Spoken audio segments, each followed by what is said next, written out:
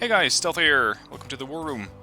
Now, in case you're wondering, no, you did not miss an episode of Transport Fear. This is just my own game, which I'm going to be working on in the background. We're going to be talking about stuff that is going on in Wargame, World of Warships, and other stuff that happened this week. Now, first of all, the rookie event that I organized yesterday, it went really well. Lots of people turned up, the TeamSpeak was completely at capacity, and a lot of lessons were learned, a lot of mistakes were made, but then again, that's exactly what the rookie event is for. So you can make mistakes in multiplayer and have someone looking over your shoulder telling you what you could do better next time, instead of just making the mistakes over and over again like I used to do, and then wondering what the hell went wrong. So that was definitely something that was very well done, both by the trainers and the rookies. Now, I'm just one of the guys helping to organize this thing. It's really carried by the guys on my TeamSpeak as well. If it wasn't for them, it would have been really difficult to actually get this thing organized, to get it done. Because I can only take on so many rookies at a time. And really, my capacity is quite limited in that regard. So I was very happy about their help in that regard. Their help was invaluable. So once again, a big help, or a big shout out to the trainers for helping me organize the event. As without them it would have been very difficult to do, and I could have only helped a very small amount of people. Now, in case you missed it, don't worry, the stream is up on the channel right now, so you can have a look at it and see what you missed, and potentially learn some stuff from it as well, considering that it's geared towards rookies, as the term infers. So if you missed it, then the stream is up for you in a separate video. Now, talking about Wargame, we have of course the new Wargame DLC that came out last Thursday. We have the Yugoslavians and the Finnish, which have now arrived in Wargame. I gave them a spin, only the Finnish so far. I haven't had time for the Yugoslavs yet. They do seem like a very interesting nation, but a tad spammy for my taste. It seems like they run a little bit along the lines of throw enough units at the enemy and hopefully you will overwhelm them. And that just isn't my playstyle. I mean, sure, it can work, but it's not my preferred playstyle. It's just throwing as many people at the enemy as possible and hoping that you can get away with it, and that you can just get some kills that way. But I find that a bit cheap, a bit spammy from time to time. But then again, I may be completely wrong. I haven't tried them yet, or at least not fully, and therefore cannot really argue about them yet. But that is something that will definitely come this week, as we have a bit of a special DLC game planned, in which we'll be taking the Dutch, the Israeli, the Finnish, and as well as the Yugoslavians for a spin in a 2v2, in order to see how well these nations stack up to each other. So it's going to be an all DLC fight, and that's something that I'll be casting on the channel pretty soon. As for Wargame, there have been some changes. I haven't really looked into them yet, as I don't play the game as much anymore.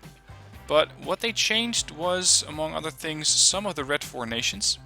And in case you missed it, we don't have the Red 4 Softcore Coalition anymore, which is the Soviet-Korean Coalition, or Soviet North Korea, which didn't really add that much to the game. Most of the time, if you had the capability of taking Russia or Red Dragons, then you would pick either solo Russia or Red Dragons, because they were just a touch better. And North Korea just didn't add that much to the Russian deck that it didn't already have.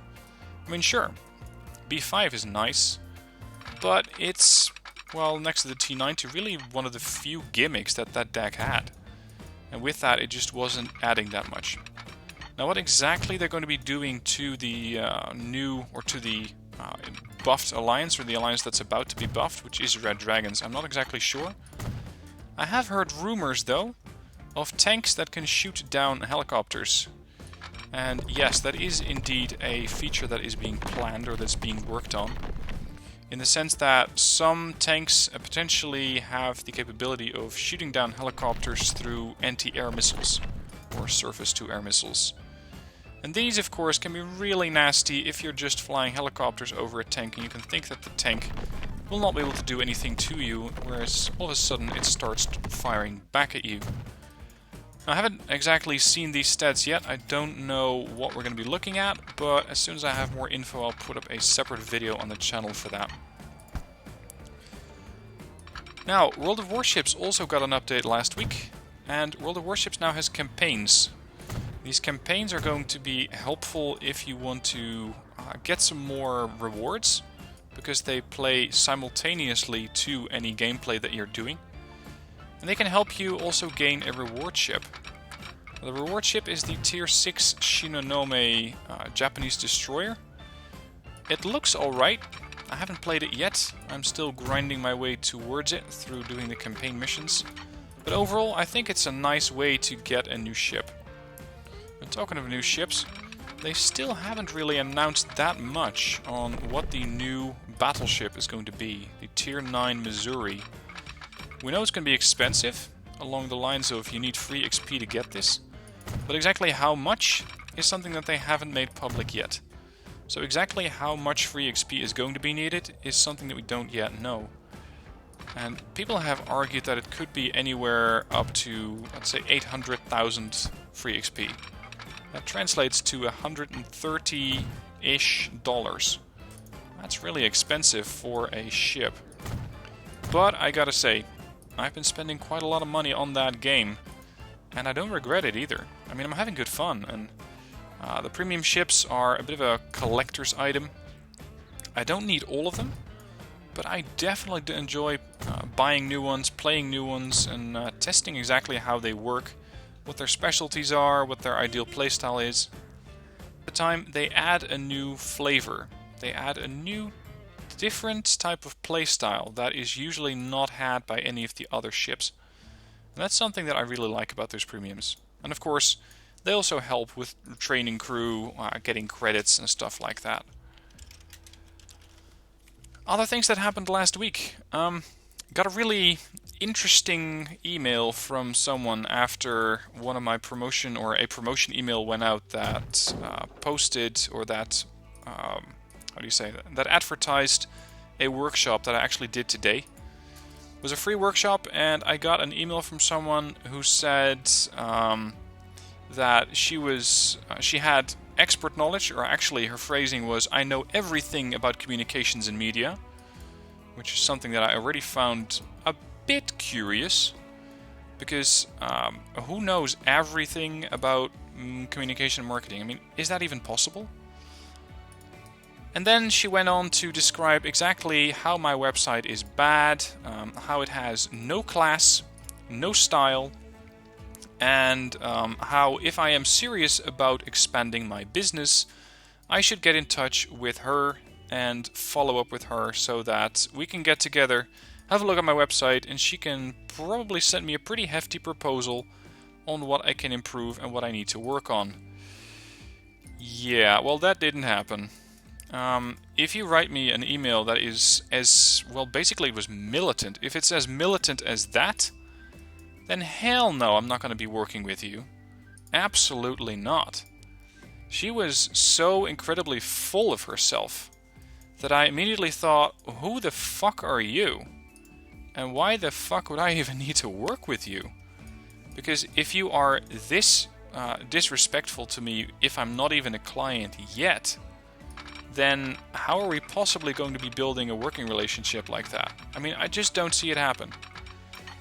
And I basically sent her a very curt email in return saying, look, we're clearly not each other's target audience, and that's fine. If you are turned off by my website, then it's doing exactly what I need it to do. Because I don't need you as a client. And similarly, with your tone, you're never going to get me as a client either. So don't even bother. And I basically left it at that. I thought this is enough, and if this is really the way that she wants to do business, then sure, go ahead.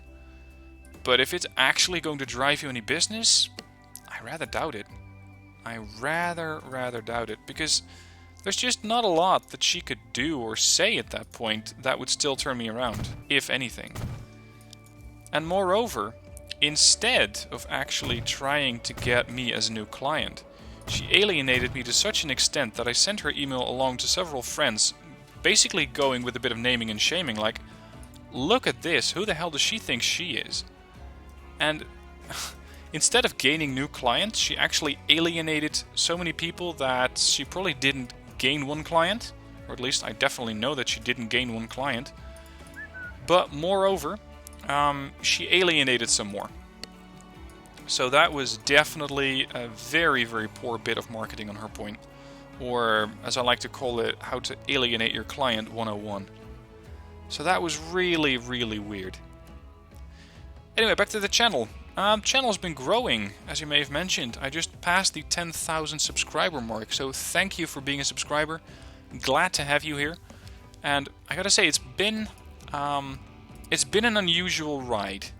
It's been a little over 2 years now. I started this channel in August 2014. I started more or less on a whim. I was waiting for my body language training to begin, so for my own education to start in that regard. And I just didn't have that much on my hands. Didn't want to get a job, didn't really feel like trying to get a temp job or anything. So I thought, well, you know what, I'm just going to try to set up a YouTube channel. We're just going to see where this goes. Started off with, what was it, I believe it was what's the game called again? RoboCraft, there you go, RoboCraft. I started out with that game. I had a good bit of fun with it too. And eventually I got a bit bored with it and stopped it. And then I thought, well, there's this other game that I play. It's called Wargame. There's not too many people making videos about it yet, as it was still pretty new back then. So I thought, well, why not have a go? Let's just have a try and see how my videos are doing. Let's see if I can help out any of the new players. Making a deck, what to think about when you're building a deck, how to do the best gameplay tactics, and yeah, those were the best gameplay tactics that I knew back then. And oh my god, if you look at those videos from back then, I was atrocious. There are definitely some changes to the game. That is one thing that changed. But I also massively changed in my skill level. And got a ton of subscribers, got your feedback. Stealth, do this, don't do that. I tried to do a couple, or actually did a couple of rookie nights. I did a couple of Wargame streams. And it just kept growing from there. Up to the point where I did the ranked series. Well, you all know how well that turned out. It's been a weird ride, but a good one. I really still enjoy the YouTube channel. Sometimes Wargame itself tends to be a bit of a grind, in the sense that I feel like, oh yeah, okay, I have to record another video, okay, well let's get to it. But overall, most of the time, I enjoy it. Especially some of the lesser covered games or some of the lesser watched YouTube videos that I play. I really enjoy those. They are good fun. And I still enjoy explaining stuff to people.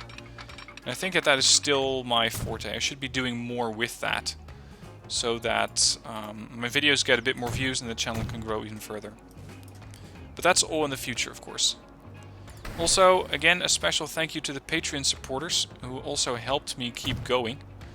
Because without you, it would have been more difficult to keep this thing going financially. It would have been just less sustainable. So you guys were also definitely instrumental in keeping the channel going. So thank you for that. And I really, really appreciate all the support that you've given me so far. Now, what else has been going on this week? Not that much, really. As I mentioned before, it's a bit of a quiet time for me these times. There's not that much going on along the lines of business. There's not that much going on along the lines of clients, as most people nowadays, and that's December, I mean, they're working towards finishing up the year. They're working on finishing up whatever current or running projects they still have, and they're not too interested in training at the moment. So that is something that I'll be picking up soon again, starting January.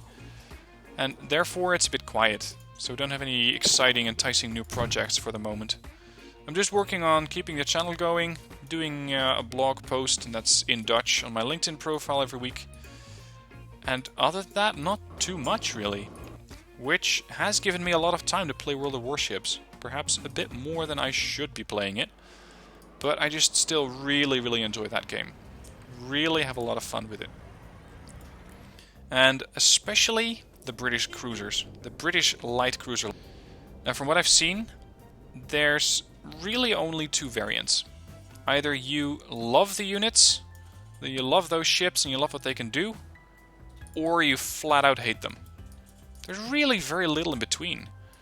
And it makes sense along the lines of they are tough to play.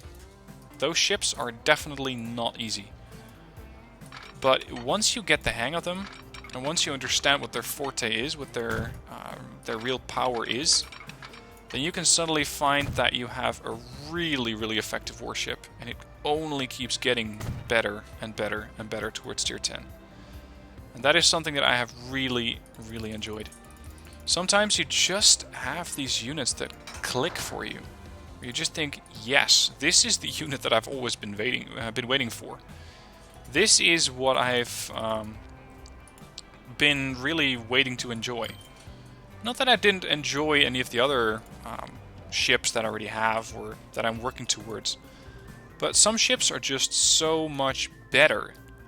They're so different, and I always try to go for different. I try to go for ships that really no one else likes. I try to figure out exactly what their strength is and why others may not be able to get them to work. That's good fun. It's definitely good practice, and it's most of the time a big learning experience. Along the lines of, okay, I got my ass kicked inside 5 minutes. How did I die so quickly?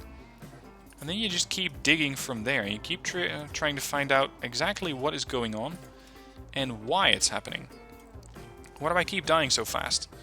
What in my gameplay is wrong? And that's always where I start. Not with the team, not with the enemy composition, because that's always going to stay the same. I mean, not exactly the same, no, of course not, but it's always going to be more or less the same type of gameplay. You're always going to have more or less the same type of game composition, unless the developer suddenly does something that completely changes the formula of the game, which is not terribly likely to happen either. And stuff like that, it's just something that I really enjoy. And right now, the British cruisers, absolutely fantastic. Really a favorite of mine. Especially the tier 10 Minotaur or Minotaur, depending on where your pronunciation lies for that unit. Really good ship, really diverse, really versatile. You can just go anywhere with that thing. Of course, yes, it won't perform optimally anywhere, but most of the time it's going to do a really good job. And yes, it is down to the user. That is a critical part. It is absolutely down to the user. As far as what you can expect from the channel this week, we're going to have, of course, World of Warships on Wednesday. There's a new or semi-new civilization playthrough that I'm working on, the Chinese space race, and I will be putting up content from Yugoslavia and more content on it as fast as possible to keep more information about those nations pumping out, because I want to have a look at exactly what they can do, what their strength is. For Finland, I'd say that is their infantry. Absolutely their infantry. They're just so damn good that they are really hard to overlook. But others, Yugoslavia, I haven't really figured it out other than the spamming from the deck previews. So Wargame Red Dragon has new content coming out soon, or at least new content on my channel. Transport Fever, I started a new gameplay series. Not this one. This one is my own save game. But it's another save game that is definitely a lot better than the first playthrough that I did. I start out better, I'm doing better financially, making money instead of constantly losing money, and we're just going to keep expanding with that. And hopefully get up to a very successful point where I have a very advanced train network, or transport network in general. Now, to close off this war room, a bit of a question. I found that overall, the War Room videos get far less views than any of the other videos. So I'm considering just pulling this series, just not continuing this thing any further. Let me know what your thoughts are on that. I, for one, find it continuously more difficult to come up with good content for the War Room. Especially lately, I sometimes really struggle to find a good, interesting topic for the War Room. And I don't want to have basically bad videos or boring videos on the channel. That is not what this thing is about. So let me know what your feedback is on that. Do you really enjoy the War Room? Would you miss it if I pull the War Room out of the loop? And alternatively, what suggestion would you have for a different format? What type of video, similar like video, would you enjoy? What would you enjoy watching, listening to, whatever way you enjoy the content? So those are the questions that I'm going to leave you with this week. As for the rest, I hope you have a good week. I hope you have good fun with the new Wargame content. They seem to be constantly adding new stuff, and unfortunately, no, I still don't know anything about potentially new Wargames or new games that they're working on. They did say during one of the streams that they're working on some games, but exactly what those are is classified, presumably. So we'll have to just wait and see what Eugen has in store for us. Anyway, that's it. Thank you for watching. I hope you enjoyed, and I will see you soon for more different videos. Thank you for watching. Have a good week.